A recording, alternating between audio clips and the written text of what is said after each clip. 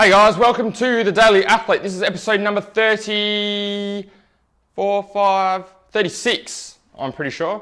36, number 3 of our squatting series, okay? So what we're going to focus on today is our thoracic spine, which is our upper back. I'm just going to grab my stick over here, which is going to be my bar. The thoracic spine is important because that's going to be able to allow us to be able to keep our chest up nice and high. For those of you who are hypermobile, this is probably not going to be too much of an issue for you. For those of you that are tighter, maybe have a desk job, sit in the car most of the day, this is going to be an issue for you. So through sitting, most people will develop what's called thoracic kyphosis, which is rounding through the upper back. So instead of being upright, nice and tight, they'll kind of be like slouched over. You'll probably be able to notice it. If you go to next time you go to the shopping centre, have a look at the people walking around there because there will be a shitload of them. So what happens when we're in this rounder position is we start to put a heap of tension on our spine. Okay, all the muscles in our spine from top to bottom are all linked, they all work together. When we start to put pressure on those top ones and round over, the bottom ones actually as well start to stretch and we put a heap of strain on our back for no reason and lose a heap of power as well. So what we want to make sure is that when we're able to squat is that we're not in this rounder position, we don't have just the bar sitting there, we're actually able to pull up and keep nice and tight. That's going to mean that when we get to the bottom of the squat that we can then keep up nice and tight as well rather than being rounded in this position, which I'm sure you've seen before. Okay, we want to avoid that rounding at all costs at the bottom of the squat. So in order to be able to do this, thoracic mobility is what we need to work on. Pretty much what we need to do is we need to undo this tightness of being in this position to get us in a more upright position. Okay, best way to do that, I'll put on my equipment over here. Use a foam roller, first thing we can do. Okay, what we want to do is we want to try and regain a little bit of flexibility by helping to loosen things up. So we can foam roll our upper back. Now, the way that this needs to be done is we actually need to make sure that our shoulder blades are pulled out of the way so that we can actually work on our thoracic spine and not be rolling up and down on our shoulder blades. Now the best way to be able to do that is actually hugging yourself, okay? You'll find that if you hug yourself, it actually pulls your shoulder blades out of the way. The other thing we can do is take in a deep breath, which is going to help to push our spine further towards the foam roller and make it more of a round shape rather than a flat shape, which is going to allow us to do the next part a lot better. Alright, the video cut out, so cracking on.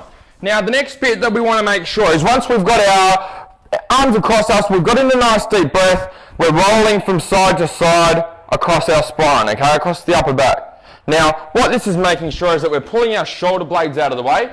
When we're inhaling with oxygen, what we're actually doing is helping to push the spine and make the body a bit rounder on the outside. So when we're actually rolling across the foam roller, we can get in there where we need to be able to work, okay? So nice and tight.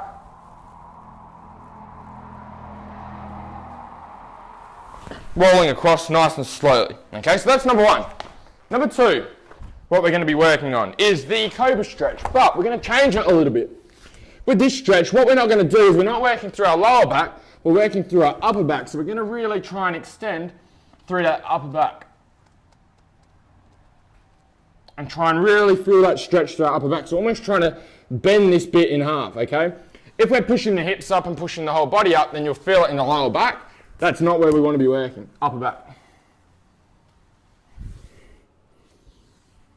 So what we can do with that, 4 sets of 15. So start at the bottom, push up, hold, then come back down. Push up, hold, then come back down, okay? And being able to work with that. What that's going to allow us to do is to be able to improve our range of motion so that when we squat, when we're getting to the bottom, we're able to keep our chest up nice and high rather than being slumped over like this, okay? So see the difference here? If we're tight through the upper back, we'll be rounded over.